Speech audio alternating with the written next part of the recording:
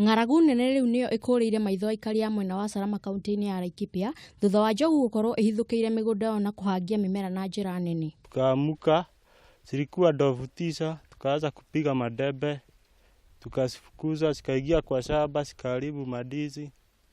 Na sasa zinatusumbua sana usiku hata hatulali. Aikari ya marauga igeria rĩo rĩa gũkinyĩria rũhonge rwa kũramata nyamũ cia gĩthaka rĩkoretwo rĩkĩringa ihiga, kuona makoretwo metuĩte mbũrĩri na kwaga kũiyũkia mateta mao na ũritũ. Kila siku hata hapa kwa majirani, mkiona kwa majirani kote mashamba imeharibiwa sana. Kila usiku saa 6 fanyikazi walali hapa, wanashinda kifukusana na ndovu. Riu ni macakaĩte hathara nene iria makoretwo matũngĩtio, makiuria thirikari gukorwo ikimathaitĩra makiuga riu nginya ciana ciao ikoretwo na wagagu igithie thukuru. Imekuwa ni wimbo nenda kale. Hii mambo imekaa sana. Zamani kulikuanga na ua za stima, saizi wameanza pande ile ingine huko pande wa Male ni huko.